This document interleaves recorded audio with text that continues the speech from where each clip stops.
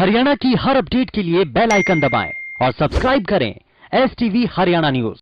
फतेहाबाद से कोरोना की नकली रिपोर्ट बनवाने का एक मामला सामने आया। अभी इतने पर ही मत चौंकिए, क्योंकि इससे भी ज्यादा हैरानी तो आपको तब होगी जब आपको यह पता चलेगा कि यह फर्जी रिपोर्ट किस लिए तैयार करवाई गई थी। आगे आप देखिए।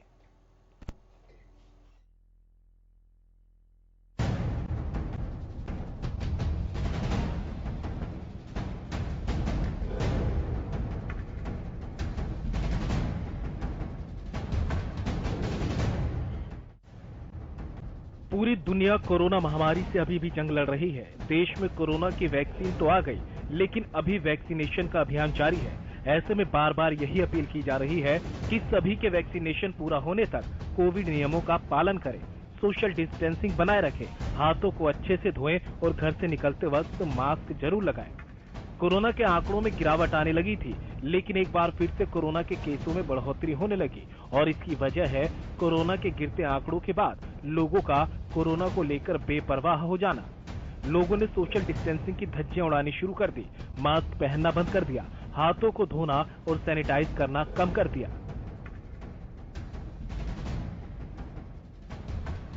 लोग इतने लापरवाह तो पहले ही हो रहे थे, लेकिन फतेहाबाद से एक ऐसा मामला सामने आया जो लापरवाही के साथ साथ धोखाधड़ी से भी जुड़ा है। दरअसल फतेहाबाद में कोरोना की फर्जी रिपोर्ट तैयार करने का मामला सामने आया है। अभी इतने पर ही मत चौंकिए, क्योंकि इससे ज्यादा हैरानी आपको तब होगी जब आपको ये पता चलेगा कि ये रिपोर्ट कहाँ के लिए तैयार करवाई जा रही थी। ये रिपोर्ट सेना में भर्ती होने के लिए तैयार करवाई जा रही थी। दरअसल सेना में भर्ती के लिए रिपोर्ट जल्द मिल जाए, इसके लिए रतिया के 2 युवक एक फोटो स्टेट की दुकान से फर्जी कोरोना रिपोर्ट तैयार करके सेना भर्ती के लिए लेकर गए थे। आर्मी की भर्ती है 4 को 6 तारीख को थी, तो काफी 2-3 दिन से लोग आ रहे थे आर्मी के प्रतिभागी हैं, तो हमारा कोरोना टेस्ट आरटीपीसीआर करवाने के लिए हम कर भी रहे थे। पे पोस्ट कर रहे हैं रिपोर्ट, जैसे यहाँ से सैंपल होता है, फतेहाबाद जाता है, फतेहाबाद से फिर रिपोर्ट आती है, तो मोस्टली 1 डे लग जाता है इसमें। तो कुछ लड़कों ने क्या करा कि इसमें थोड़ी सी शरारती तत्व थे, तो उन्होंने क्या करा कि फॉर्मेट वो कहीं से अपलोड करके कंप्यूटर वाले से उसी फॉर्मेट में अपनी विदाउट सैंपल दिए, fake ID, fake ISRF ID डाल के नेगेटिव रिपोर्ट की, और वो डॉक्टर जो ऑन ड्यूटी थे उनसे साइन करवा ली गई। दोनों युवकों ने सोचा कि वे किसी को भी इस रिपोर्ट से भ्रमित कर सकते हैं, लेकिन आरोपी कितना ही शातिर क्यों न हो, कोई ना कोई गलती जरूर कर बैठता है।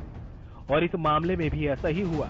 जब ये युवक रतिया के नागरिक अस्पताल के SMO के पास रिपोर्ट पर साइन करवाने पहुंचे, तो उन्हें रिपोर्ट की बनावट और उस पर हुए काउंटर सिग्नेचर पर शक हुआ।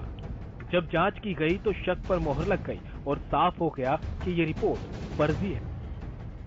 एक्चुअली हमारा जो MMC का रिपोर्टिंग फॉर्मेट आता है उसका अलग पैटर्न होता है, और जो एडिट करके फॉर्मेट आता है उसका अलग पैटर्न। वो एडिट में इतना ध्यान नहीं दिया उसने, और वो एडिटिंग में मतलब बिल्कुल स्पष्ट दिखाई दे रहा था कि ये बिल्कुल अपनी फेक रिपोर्ट है।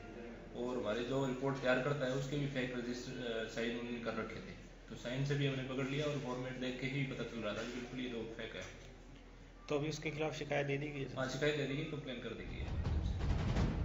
कोरोना की फर्जी रिपोर्ट लाने वाले युवकों से कड़ाई से पूछा गया तो उन्होंने उस फोटो स्टेट की दुकान का पता बताया जहां से कोरोना की फर्जी रिपोर्ट तैयार करवाई गई थी। इसके बाद सूचना पुलिस को दी गई। स्वास्थ्य विभाग और पुलिस की टीम ने फोटो स्टेट की दुकान पर छापेमारी की, तो वहां पर कोरोना रिपोर्ट के दस्तावेज मिले। पुलिस ने मामला दर्ज कर आगे की जांच शुरू कर दी। साथ ही फोटो स्टेट की दुकान के मालिक से पूछताछ की जा रही है। तो वहीं SMO ने बताया कि ये मामला फर्जीवाड़े से तो जुड़ा ही है, साथ ही इसमें इतनी बड़ी लापरवाही की गई कि जो एक बार फिर से कोरोना विस्फोट कर सकती थी। अगर ये फर्जी कोरोना रिपोर्ट फाइनल हो जाती और इन युवकों का चयन परीक्षा भर्ती के लिए हो जाता, और अगर ये युवक कोरोना पॉजिटिव होते तो दूसरों को भी कोरोना पॉजिटिव कर देते। संगीन मामला है इसमें। ये तो मतलब अगर कोई भी पेशेंट अगर नेगेटिव रिपोर्ट ले जाता है और क्राउड में चला जाता है, तो होता ही वो प्रोबेबिलिटी हो जाती है इससे सेपरेट की। हमने कंप्लेन कर दी है पुलिस को, पुलिस आगे तफ्तीश कर रही है। लोगों को समझना चाहिए कि कोरोना पर सतर्कता से ही लगाम लगाई जा सकती है। अगर कोरोना को लेकर लापरवाही बरती जाएगी तो एक बार फिर से भारी समस्या का सामना करना पड़ सकता है। हरियाणा न्यूज के लिए फतेहाबाद से अजय मेहता की रिपोर्ट।